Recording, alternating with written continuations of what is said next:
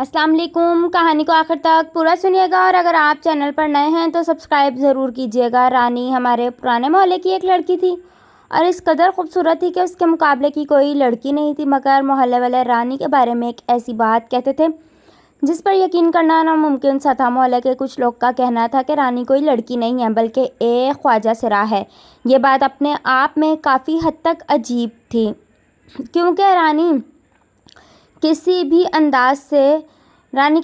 भी अंदाज से नहीं लगता था कि वह लड़की नहीं है। ना आवाज़ से, ना जिसामत से, ना ढाल चाल से। फिर क्यों मोहल्ले के कुछ लोग उसके बारे में ऐसी बातें करते थे? जहाँ रानी को आधे मोहल्ले वाले ख्वाजा सरा मानते थे, वहीं आधे लोग ये भी कहते थे शरीफ और सादा सी लड़की है, बस ज़रा सा रंग रूप बाकी लड़कियों से खूबसूरत है, इसलिए कुछ लोग उसे ख्वाजा सिरा समझते हैं। मुझे ये बात हज़म नहीं हुई। अगर किसी का रंग रूप खूबसूरत है तो इसका मतलब ये तो नहीं होता कि वह ख्वाजा सिरा है। मुझे ना तो कभी रानी से हमदर्दी थी, ना ही मोहल्ले वालों की बातों में कोई दिलचस्पी थी, मगर दिल में एक तजस्सुस, एक सस्पेंस सा पैदा हो गया कि क्या चक्कर क्या है।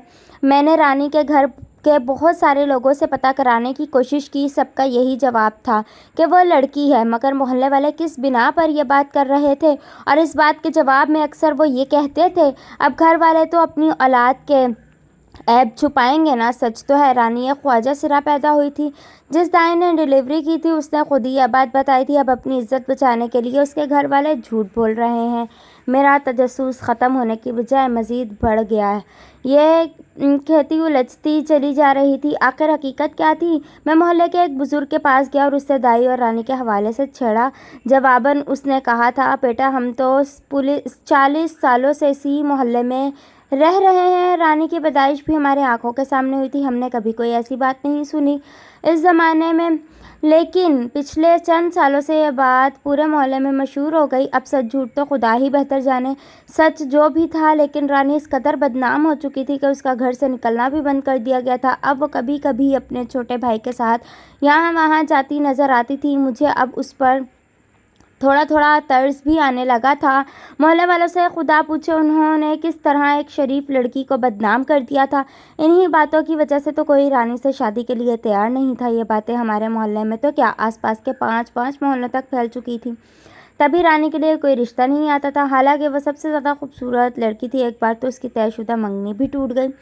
उसकी मंगनी उसके कज़न से तयशुदा थी, मगर मोहल्ले में फैलती बातों ने और अजीब व गरीब बातों की वजह से और बदनामी के डर से उसके कज़न ने रिश्ते से इनकार कर दिया। और एक बार तो उस बेचारे को शादी वाली रात ही लड़के वाले छोड़कर चले गए थे। हुआ कुछ यूँ था कि लड़के वाले दूसरे मोहल्ले के थे और लड़की ने गली में आते जाते रानी को पसंद कर लिया था।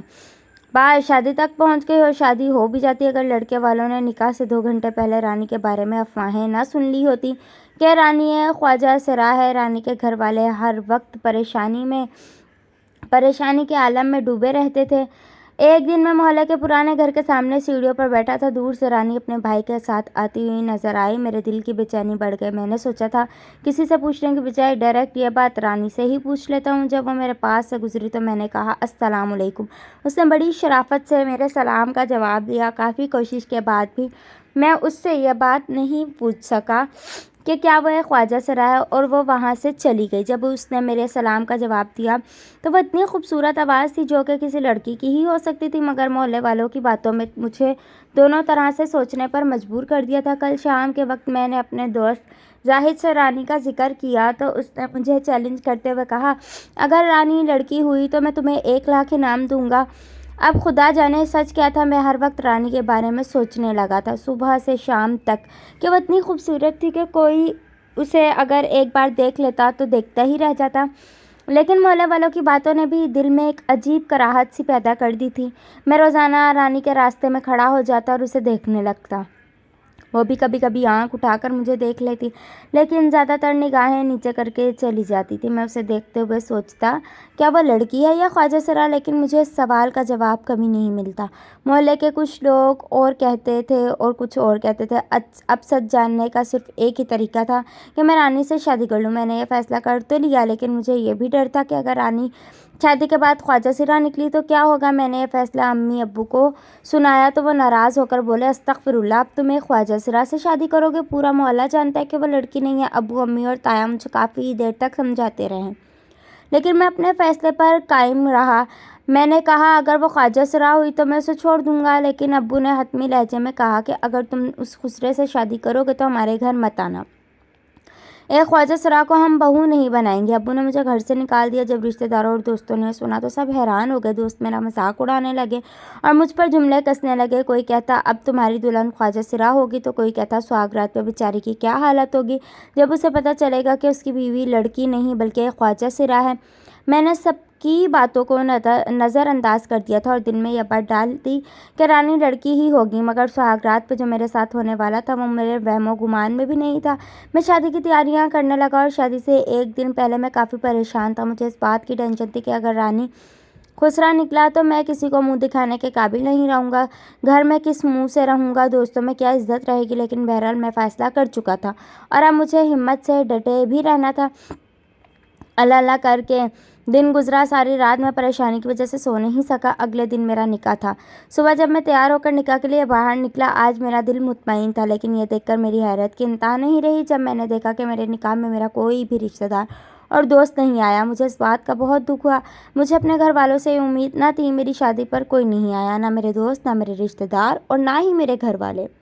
सबको ऐसा लग रहा था कि मैं शादी नहीं कोई गुनाह कर रहा हूँ, लेकिन मुझे किसी की भी परवाह नहीं थी। लेकिन मेरी खुद की भी उलझन बढ़ती जा रही थी। शादी में जितनी देर रस्में चलती रही, मेरा दिल धड़कता रहा, इंतज़ार करता रहा सुहागरात का, जब मुझे रानी के बारे में सच पता चल रहा था। पता नहीं उस वक्त मेरी क्या हालत होगी। मैं रानी को डोली में बिठाकर अपने घर ले आया और रानी को कमरे में बिठाया। रानी के साथ उसकी माँ भी और एक बहन भी साथ आई थी, जो 2-3 घंटे तक वहाँ बैठ के चली गई थी। अब रात हो चुकी थी और मुझे रानी के कमरे में जाना था, लेकिन सोचकर डर रहा था कि जाने क्या होगा। मैं कमरे में चला गया जहां मुझे उसके साथ सुहागरात मनानी थी। लेकिन मैं जैसे ही कमरे में दाखिल हुआ तो मैंने वहां जाके एक अजीब चीज़ देखी कि रानी दुल्हन के लिबास में नमाज़ पढ़ रही थी। यह चीज़ अच्छी तो लगी, लेकिन अजीब भी। नमाज़ पढ़ के वो घूंघट लेकर बेड पर बैठ गई। अजीब इसलिए लगी क्योंकि किसी लड़की को दुल्हन के लिबास में नमाज़ पढ़ते हुए मैंने पहली दफ़ा देखा था। मेरी धड़कनें तेज़ थी कि ना जाने क्या होगा, और मुझे जानने की दिलचस्पी भी थी कि रानी के बारे में जो बातें मशहूर थी उनमें कितनी सच्चाई होगी। मैंने रानी के पास जाकर सलाम किया तो उसने बहुत मोहब्बत से सलाम का जवाब दिया। मैं उसके पास बैठ गया और मैं सोच रहा था कि रानी से कैसे और क्या बात करूं। फिर मैंने उससे पूछा कैसी हो आप, तो उसने मुस्कुरा कर जवाब दिया मैं तो बिल्कुल ठीक हूँ। फिर मैंने उसका घूंघट उठाया तो वह बेहद खूबसूरत लग रही थी। फिर मैंने उसका हाथ पकड़कर उसको सोने की अंगूठी पहना दी और उसने मेरा शुक्रिया अदा किया। अब वो वक्त था जो कि कब से मेरी ख्वाहिश थी। अब मेरे तजस्सुस का पैमाना लबरेज हो रहा था। फिर मैंने रानी के साथ सुहागरात मनाई।